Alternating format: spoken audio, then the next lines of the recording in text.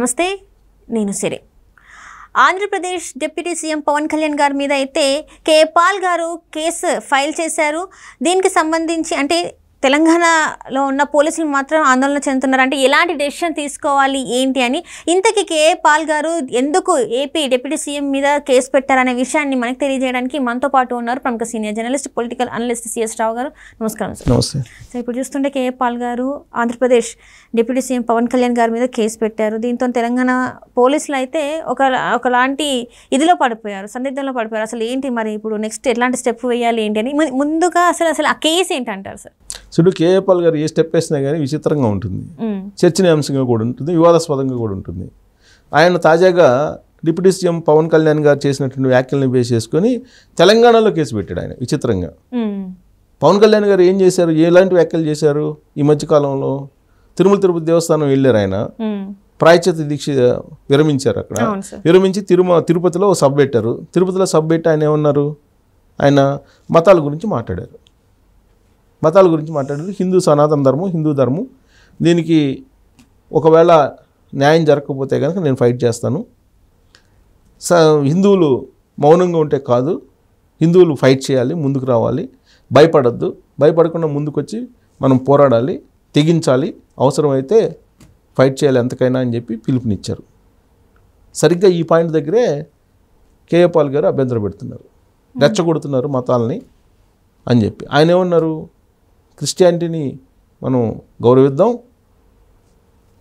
ముస్లిమ్స్ని గౌరవిద్దాం, కానీ హిందువులకి సనాతన ధర్మానికి కనుక హాని తలపెడితే ఎవరైనా సరే మనం బజార్లోకి వచ్చి పోరాడాల్సిందేను, ఫైట్ చేయాల్సిందేను, ఆ ఫైట్ చేయడానికి నేను ముందుంటాను అని చెప్పి ఆయన చెప్పారు.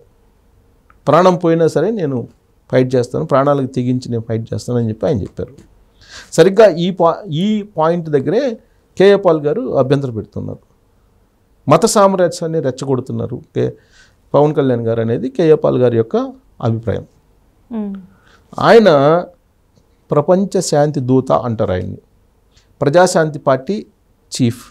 మరి ఆ పార్టీ రిజిస్టర్ అయితే అయ్యింది కానీ గుర్తింపు అయితే లేదు, రిజిస్టర్డ్ పార్టీ. దాని సింబల్ అంతకుముందు హెలికాప్టర్ పట్టుకొని తిరిగేవాళ్ళు కేఏ పాల్ గారు, ఇప్పుడు ఏ సింబల్ లేనట్టుంది.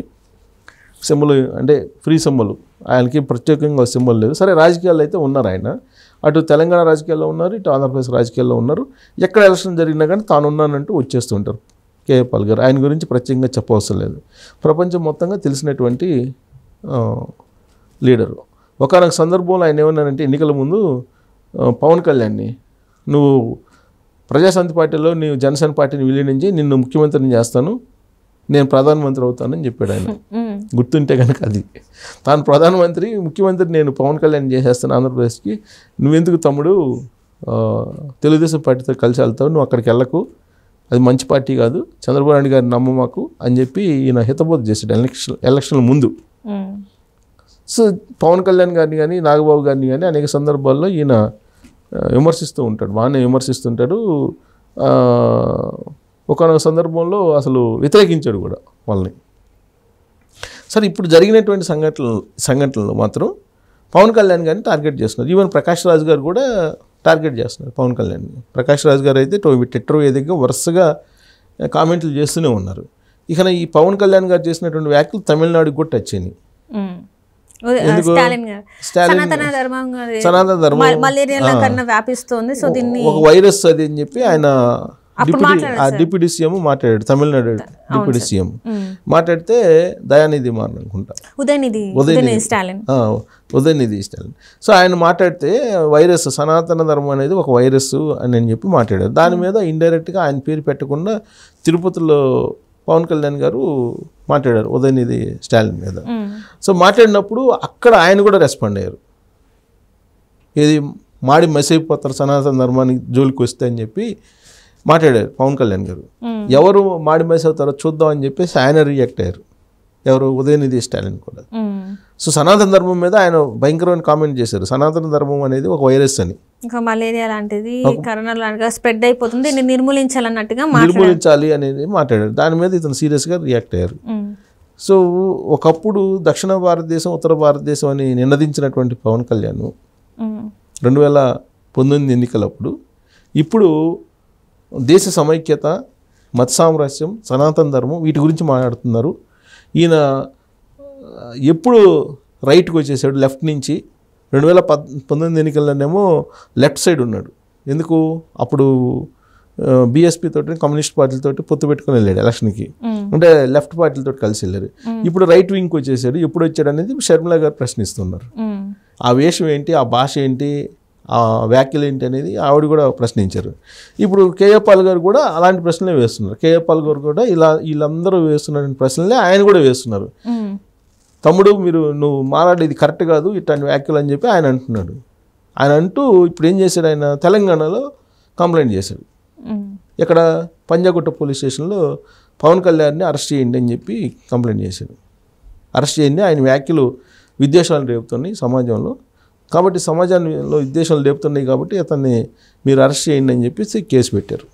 కేసు పెట్టి ఆయన మీరు కనుక ఎఫ్ఐఆర్ చేయకపోతే కనుక నేను ధర్నా చేస్తానని చెప్పి ఒక వార్నింగ్ కూడా ఇచ్చారు. కేఏ పాల్ గారు ఏదైనా చెప్తే కనుక అది చేసేస్తారు డెఫినెట్గా. సో ఇప్పుడు తెలంగాణ పోలీసులు ఏం చేయాలనేది అర్థం కావట్లా. ఇప్పుడు దాన్ని ఎఫ్ఐఆర్ చేయాలా, లేదంటే అలాంటి కంప్లైంట్లు అలానే ఉంచాలా, లేదంటే పవన్ కళ్యాణ్ గారికి ఈ నోటీస్ పంపించాలా, ఏం చేయాలి? ఒకవేళ పంపించకపోతే కనుక ఈయన కోర్టుకు వెళ్తాడు. ప్రతిదానికి కోర్టుకు వెళ్తున్నారు కదా. విశాఖ స్టీల్ విషయంలో కూడా ఆయనే కోర్టుకు వెళ్ళారు, కోర్టులో పోరాడుతూ ఉన్నారు. సో మళ్ళీ కోర్టుకు వెళ్ళి లీగల్గా ప్రొసీడ్ అవుతానంటారు. ఇప్పుడు అక్కినేని నాగార్జునకి సంబంధించినటువంటి విషయంలో, సమంతని విమర్శించినటువంటి విషయంలో కొండా సురేఖ గారిని కూడా ఈయన అభ్యంతరం పెట్టారు. కొండా సురేఖ గారి మీద న్యాయ పోరాటం చేస్తానని చెప్పేసి ఒక పిటిషన్ కూడా వేయడానికి రెడీ అవుతున్నారు. కాబట్టి అన్నిటి మీద కోర్టులకు వెళ్తుంటారు, ప్లస్ అన్నీ ఆయన ఫైట్ చేస్తూ ఉంటారు.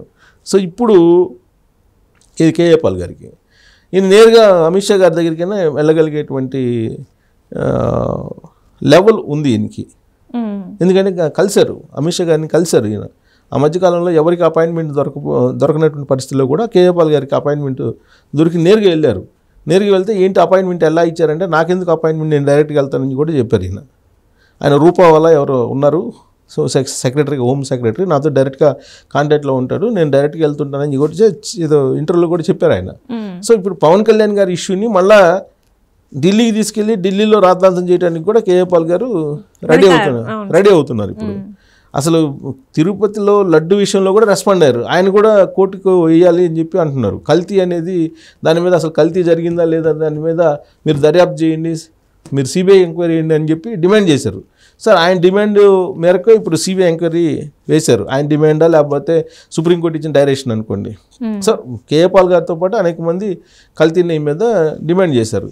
సో సిబిఐ ఎంక్వైరీ చేశారు, నడుస్తుంది. సో ఇప్పుడు ఒకవేళ కనుక పవన్ కళ్యాణ్ గారి మీద కనుక ఇక్కడ కనుక ఎఫ్ఐఆర్ కనుక చేయకపోతే ఆయన ఏం చేస్తారనేది ఒక పెద్ద చర్చనీయాంశంగా ఉంది. ఇన్ కేసు ఎఫ్ఐఆర్ చేస్తేనేమో అక్కడ డిప్యూటీ సీఎం పవన్ కళ్యాణ్ గారు, ఎఫ్ఐఆర్ చేస్తే మళ్ళీ అది ఢిల్లీ వరకు వెళ్ళిపోవటం కాదు. ఎఫ్ఐఆర్ చేస్తే ఖచ్చితంగా మళ్ళీ డిప్యూటీ సీఎం హోదా ఉంది కదా ఆయనకి, మళ్ళీ అది రాజ్యాంగ పరంగా కూడా కొంత ఇబ్బంది అయ్యేటువంటి అవకాశం. సో మొత్తం మీద పవన్ కళ్యాణ్ గారి మీద కేఏ పాల్ గారు మాత్రం ఒక గేమ్ అయితే స్టార్ట్ చేశారు. ఆ గేమ్ మరి ఆదిలోనే కంప్లైంట్ రూపంలోనే ఎండ్ అవుతుందా లేదంటే కొంచెం ముందుకు పోతుందా అనేది మాత్రం రాజకీయాల్లో చర్చనీయాంశమైంది. Right sir, thank you so much. Thank you.